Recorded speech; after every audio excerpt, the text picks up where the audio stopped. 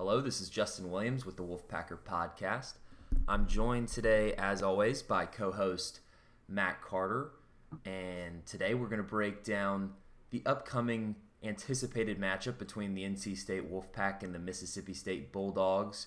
Week 2 of college football, game going to be played down in Starkville, Mississippi. The Wolfpack take on their first Power 5 opponent of the season.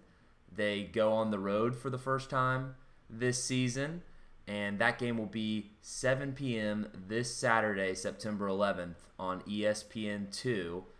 4 p.m. for me, for the West Coast folks listening to this podcast, but 7 p.m. Eastern time.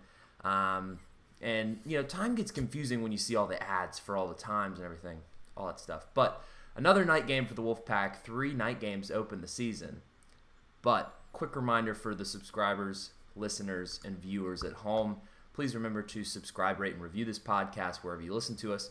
We're on the Apple Podcast app, Spotify, Google Play, everywhere you listen to podcasts. Plus, most importantly, please subscribe to our YouTube channel.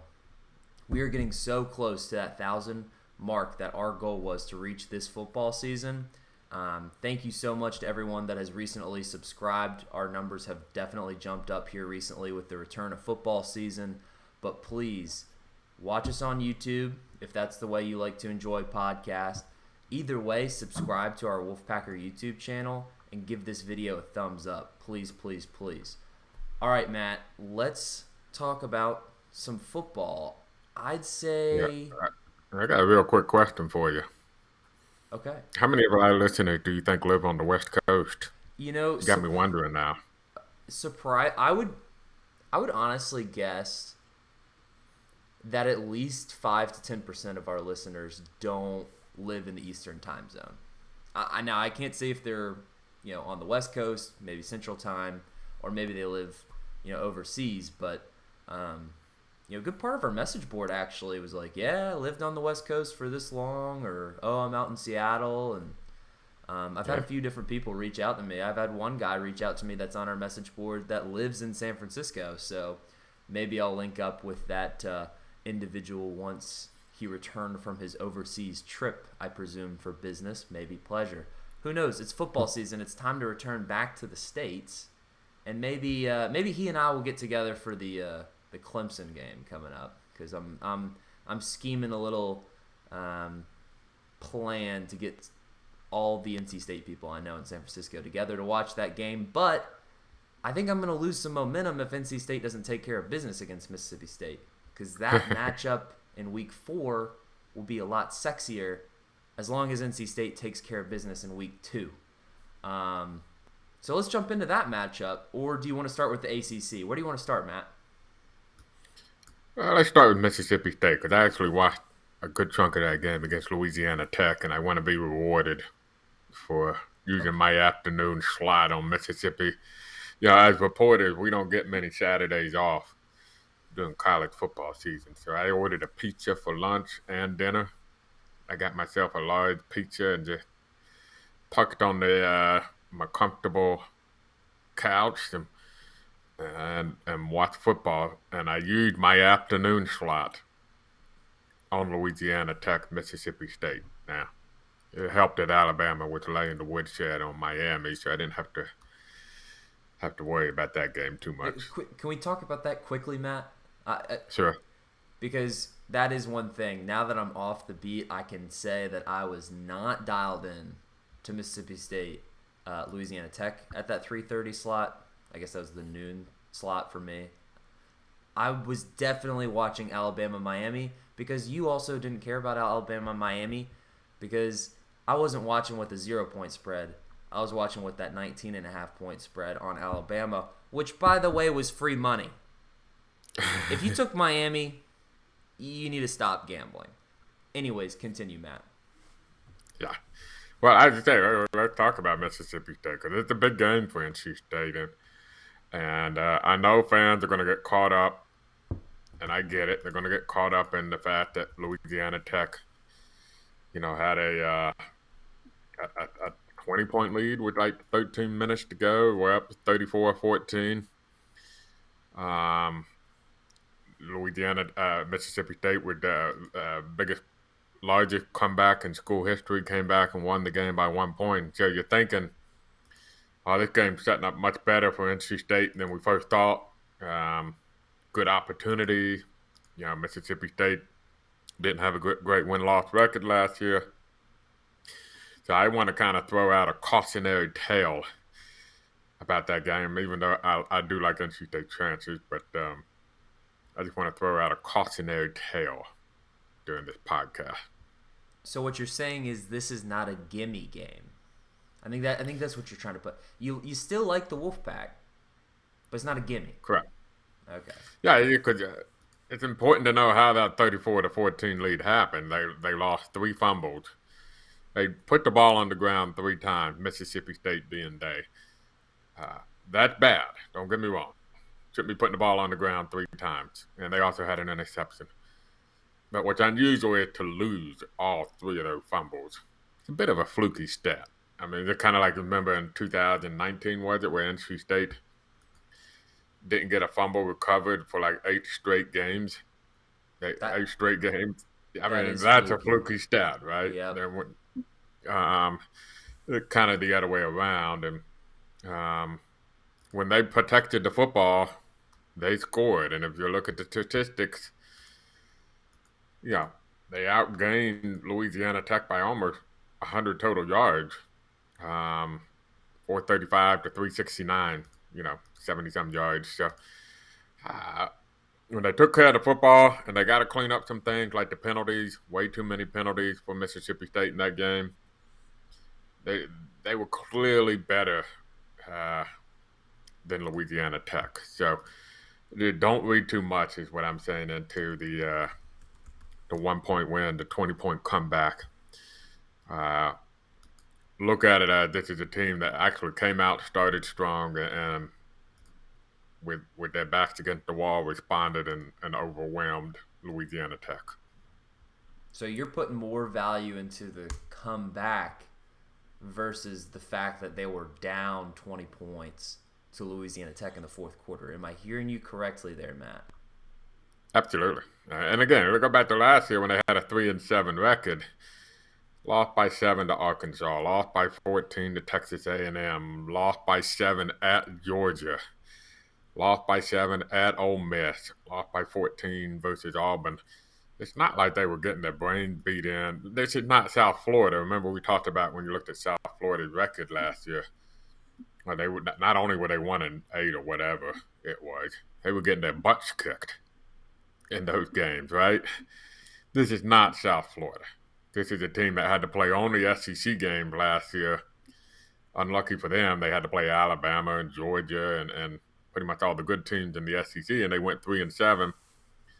And they were somewhat competitive in a lot of those games. And so I would focus more on that. I think this is going to be a big challenge for NC State. I do like the Wolfpack's chances, but I do think it's going to be a more significant challenge than people may suspect. So, but no denying NC State looked better in week 1, and I think that's reflected in the Vegas odds.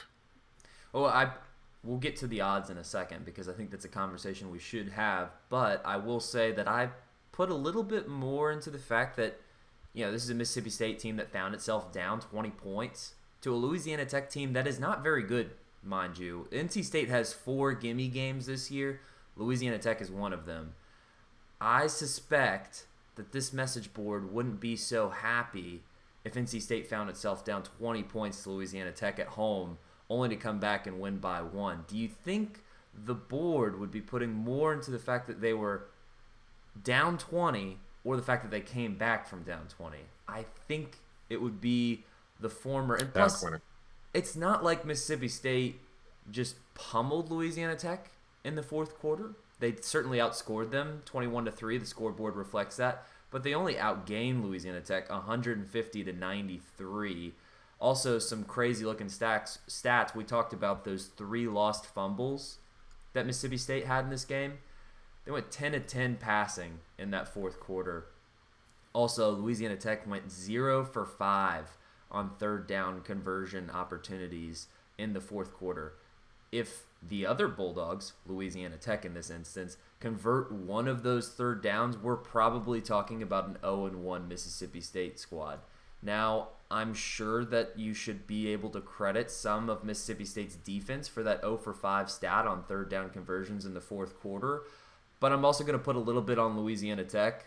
I mean, I don't know what the specific situations are, but, what I think of Mississippi State coming into this game is I think it's a team that can hurt you offensively if you let them, but I don't think this is going to be an elite defense that NC State's going to have to go up against. I mean, look, they're going to have SEC caliber talent, but, I mean, I'm not putting this above Clemson's defense. I'm not putting this against, probably, not over UNC's defense. NC State's going to have tougher games on the schedule with tougher defenses left. So, yes, it'll be a much bigger challenge for Devin Leary and that offensive staff with Tim Beck, all the weapons on that side of the ball, going up against an SEC defense versus what they had against USF. But I still think NC State's going to be able to put up 30-plus points on these Bulldogs, and that's pretty much how you got to beat these guys, too. Yeah, and you look at Louisiana Tech, they didn't really commit to running the football, but they ran 25 times for 101 yards net. That includes a one sack that was in that total, but that sack actually didn't lose any yards, so that wasn't a big deal.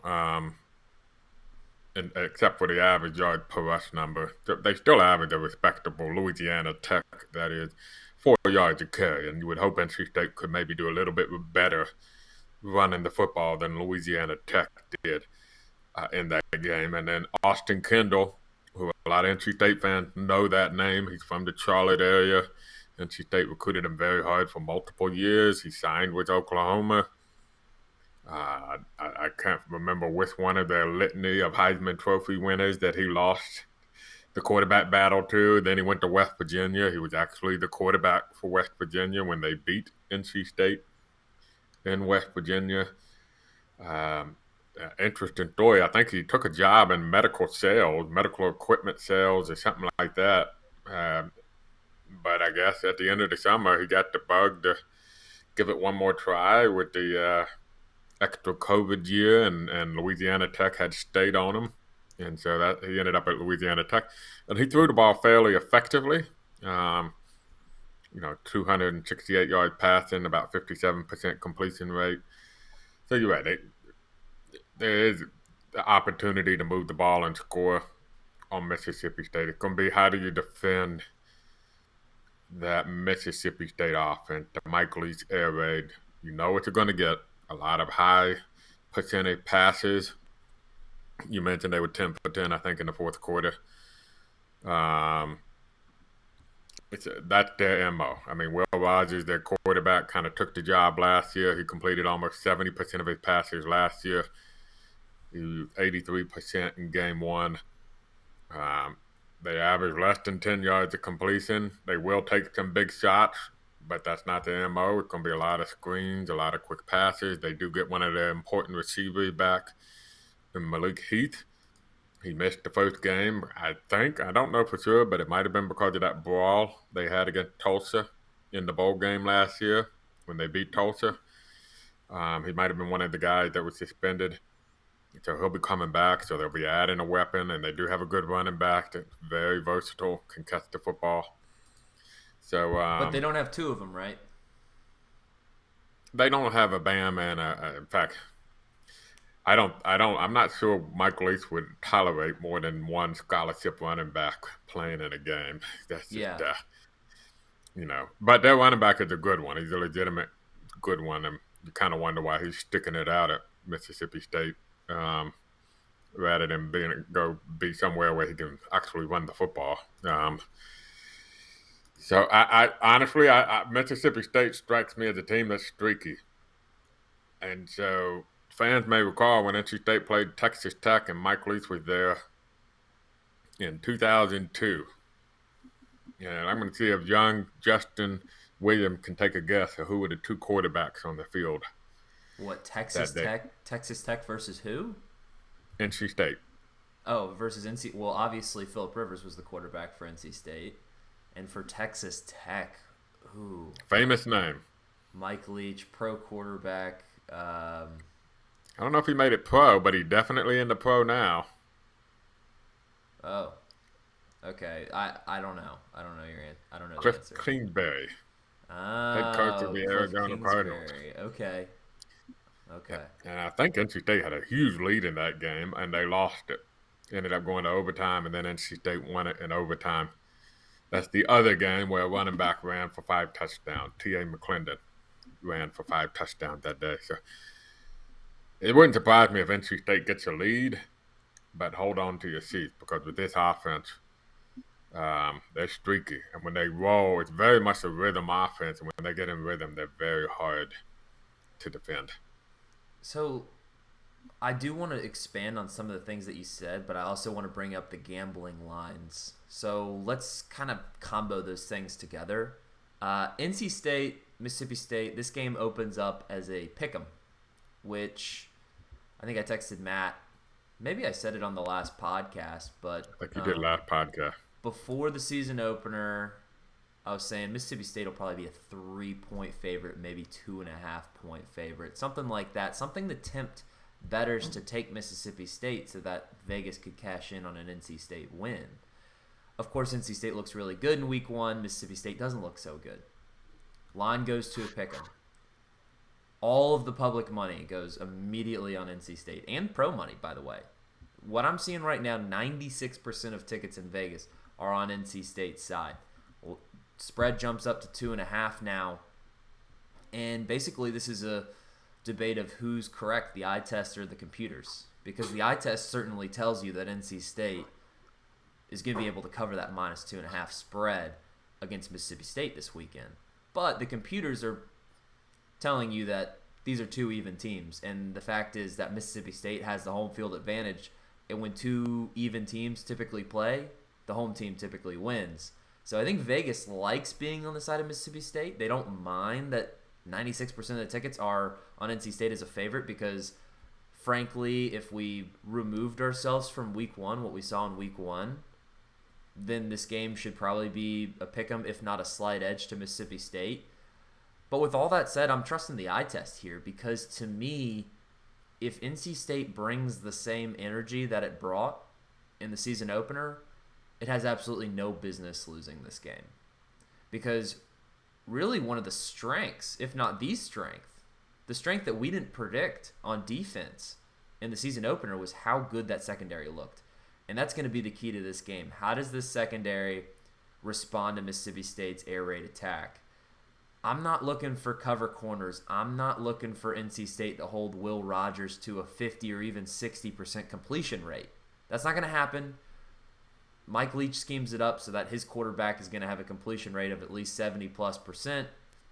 They're going to give the ball to their playmakers, see what they can do. The key to this game is simply wrap up tackling. You got to get these playmakers down. Look, completions are fine, but they can't go for more than 3, 4, 5 yards. And you can't give up big plays against this Bulldogs defense. And that's exactly what NC State did against USF. Granted, I'm not saying that USF's offense is as good as Mississippi State's. It's a more challenging test. But if they bring it the way they did to shut out an FBS level team, an American Athletic Conference team, the proverbial 6th Power 5 conference, I mean, we're not talking about, the lower ranks of the FBS conferences. It's still a group of 5 opponent, but granted, it's tough to shut out anybody in modern college football. If NC State brings it like they did in the season opener, I love NC State winning this game and covering the spread, and they have no business losing it. Yeah, and I'll add this. Mississippi State's offensive line is a concern if you're a Bulldog fan, which I don't, we talked about how many West Coast listeners we might have. I think our listeners that are fans of Mississippi State is considerably less than 5%. We have more West Coast listeners than we have Mississippi State fan listeners. Yeah. Let's put it that way. They do have a huge offensive line. Dave Doran mentioned that this week, and they're 6'5", 310, 6'5", 305, 6'3", 300, 6'7", 320, 6'7", 315. That's massive. One of them, ironically, was arrested. Not ironically, but one of them was arrested for vandalism on Monday. The right guard, Trevius Johnson. So I wouldn't suspect that would have long range ramifications. But we'll see if that has anything to do. But they struggled on the offensive line against Louisiana Tech as the train's about to come by our office here. You might hear the train horn. I'll take care of it, Matt, because you know what the good news is that NC State's got a big defensive line too.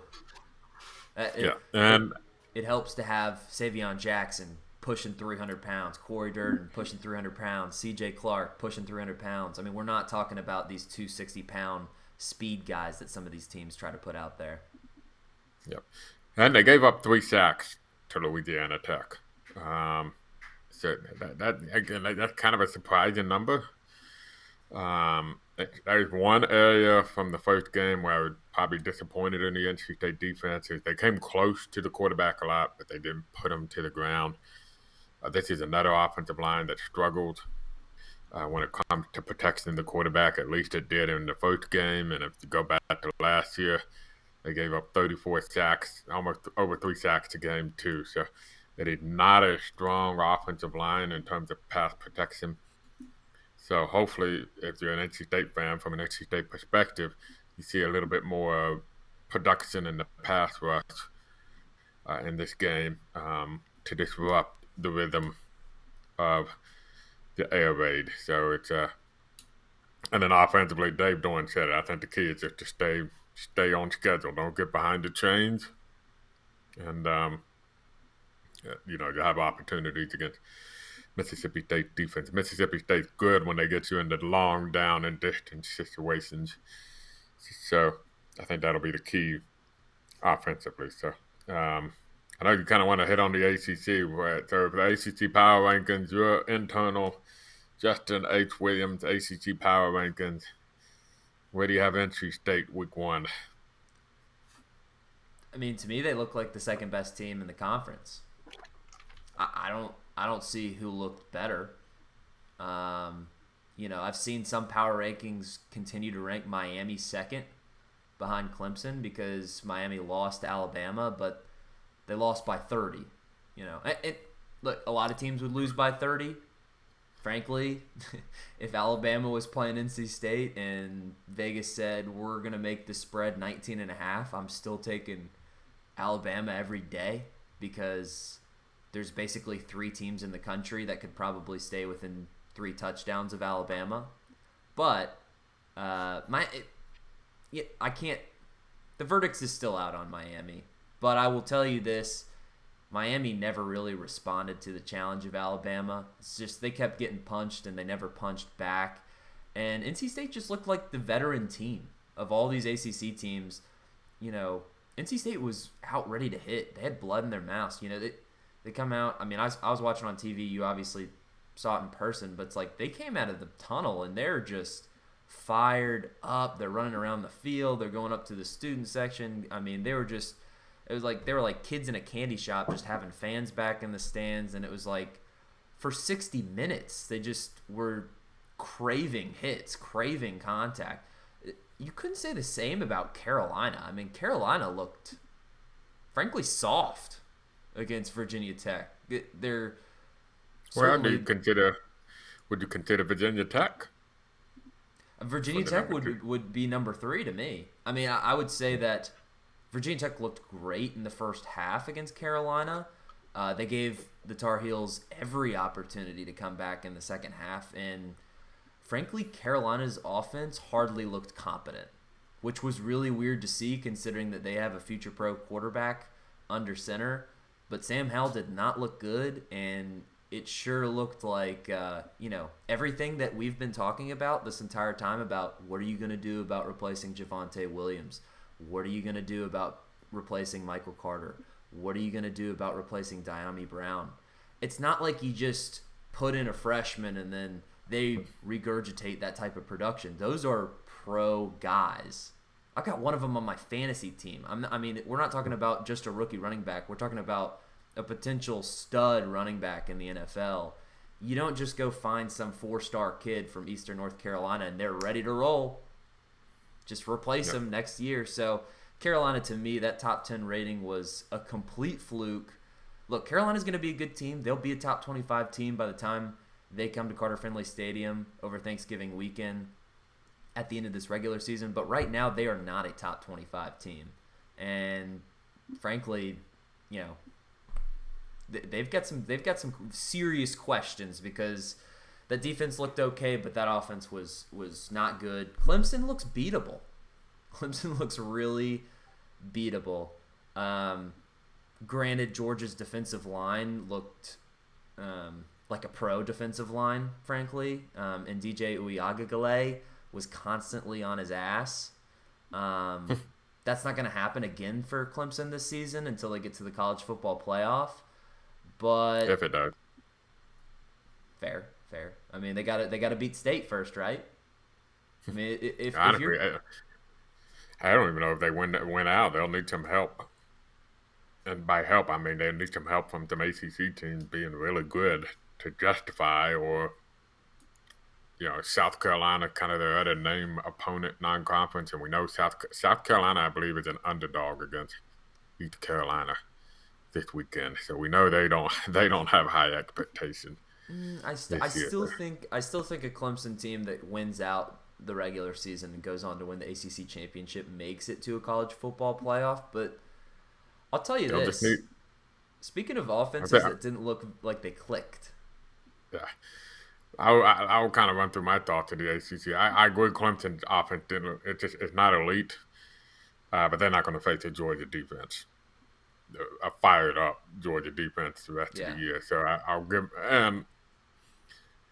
why that offense looked like an issue, and we suspect it, which is why we talked a million times about you rather have Clemson early in the year, because even Clemson will take time to replace Trevor Lawrence and Travis Etienne.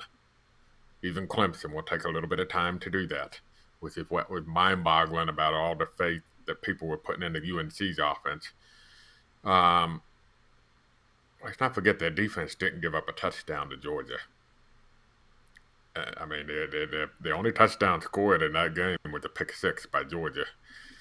So let's not lose sight of that on the other side. And sometimes I feel like that's getting lost in the conversation a little bit. Clemson was short-handed, too, on defense. I think they were missing a couple of guys in that game, and they still kept Georgia out of the end zone. So let's not forget that. Yeah, let's not forget that on the other side, because they're going to score points once they get past it. It's also the linebackers. I saw where the guy, Jim Nagy, who's in charge of the Senior Bowl, was talking about how all 7 or all 6 of Georgia's front players will be in the NFL, and that some of their backups will be too. So they're not going to face a front like that. They still have issues with the offensive line. It is not an elite offensive line. They obviously don't yet have faith in a running back to replace ETM because they didn't run the football against Georgia. So we'll see how that changes. But I still have number 1. I didn't watch Virginia Tech's UNC, I'll confess. So I'm relying on word of mouth. I just throw out a cautionary tale on Virginia Tech. They started really well last year. We know that at NC State. Yep. They looked darn good against NC State because they changed a lot of stuff. And they showed stuff that they didn't show previously on film. And Justin Fuente's notoriously good in those first games, those season openers. Yeah. And I read some quotes from UNC where their offense was different from last year, and the defense was kind of caught off guard in the first half before making adjustments. So UNC is what I thought UNC would be. I've said, go back and look at Phillip Rivers' numbers. When he lost Cohen Robinson and Eric Leak, his 2 leading receivers after a freshman year where he threw for over 3,000 yards, his next season was his worst season in passing yards by over 500 yards. And that's not like he didn't have receivers. They were just first time around. It takes time. He actually had a receiver you might have heard of named Jericho Cotchery, making it kind of first year as a starter. You know, went on to play 10 years in the NFL, but he just wasn't ready to replace that kind of production yet. So I agree with you. They'll be fine at the end of the year, but you know, I always looked at them and thought they were an 8-4, 7-5 regular season team. Maybe 9-3 if things went well for them. I hadn't changed my mind on that. I actually had them losing to Virginia Tech.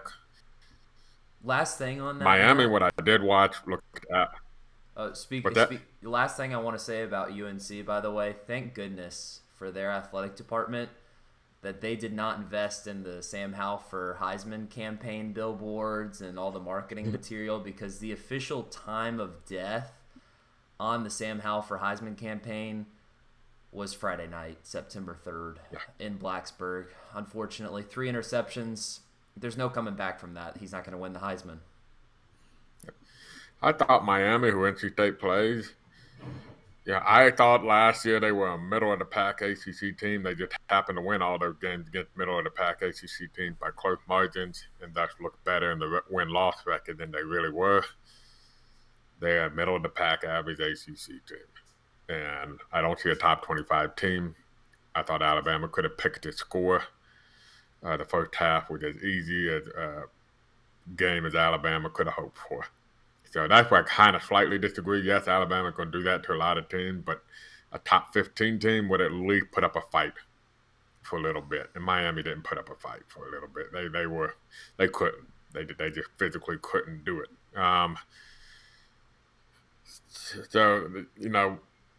What intrigued me about the ACC real quick is the intriguing teams all actually did pretty well. Pittsburgh, Boston College, Wake Forest, they played crap teams, but they did what they're supposed to do to crap teams, which is exactly what NC State did to its crap opponent, South Florida. And Florida State, frankly, held up a lot better against Notre Dame than I probably anticipated. We'll see if that's sustainable, because they have a lot of new faces there, and they get scouted more. It might change, but and then most disappointing to me was Louisville, how uncompetitive they looked against Ole Miss. They looked very bad, really bad against Ole Miss. They looked poorly coached, to be honest. And that was kind of the wild card game on the NC State schedule. But if I see that another week, I might be tempted to move that to the 5th likely win. Because we had 4. And frankly, Syracuse probably looked better week 1 than Louisville did. Yeah. So, but I still think those games at Boston College, at Wake Forest, and at Florida State look just as tricky as they do now as they did at the beginning of the season. Before the season, I should say. ACC Doomsday, guess what? There are still other teams in the conference that are not named Clemson, UNC, and Miami. So it's okay. I will say Florida State really impressed me, and I do think that's a team that's, they can't lose too many early on in the season. They got to keep the locker room in good spirits. But, man, they fought really hard against what I thought looked like a really good Notre Dame team. And that's a team to watch for. State's got to go down to Tallahassee this year, too. That might be a tough game because they've got 2 quarterbacks that can hurt you now. And I think that team's going to get back to a bowl. They got to. Because, if Norvell doesn't get him back to a bowl this year, he's probably in trouble. So, I don't know. I think the ACC will bounce back. Look, it's not a great conference. It's not as good as the SEC. It's not as good as the Big Ten. Frankly, it's not as good as the Pac-12. But it is what it is. It's ACC football, and here's the good news for NC State fans. What in the scale of college football, what do you care about? Because NC State's not a program that's going to go compete for a national title. So I'm sorry to tell you that if you were clinging on to that hope. The best case scenario for NC State football any given year is to win the ACC championship. That would be the best possible. If we're being realistic, that's the best possible scenario. And this year, that looks like not a probability, but a possibility. If you can take care of business in week 4 against a Clemson team that looks vulnerable this year, granted, good luck scoring points on that defense, but we'll get there. We'll get to week 4. They can take care of Clemson week 4. I don't know, man. ACC's looking beatable this year, so we'll see. Still a lot of tough road games, but first thing first is Mississippi State. this Saturday. All right, I'm already talking about the ACC Championship in Week 2. I think that is our cue to sign off here because I need to go drink some more coffee. But anyways, for the listeners and viewers at home, please remember to subscribe, rate, and review this podcast wherever you listen to us. We're on the Apple Podcast app, Spotify, Google Play, everywhere you listen to podcasts. Plus, please subscribe to our YouTube channel and give this video a thumbs up while you're at it. We're super close to our goal of 1,000 subscribers by this football season. We're almost there. So anybody that listens to this podcast, if you haven't already, go to YouTube, smash that subscribe button. There you go. Boom. You never have to worry about being notified when we have a new podcast again. And one last reminder, use that promo code PACK60 at thewolfpacker.com for a free 60-day trial on all of our premium content, news, and analysis. So for Matt Carter, this is Justin Williams, and this has been the Wolfpacker Podcast.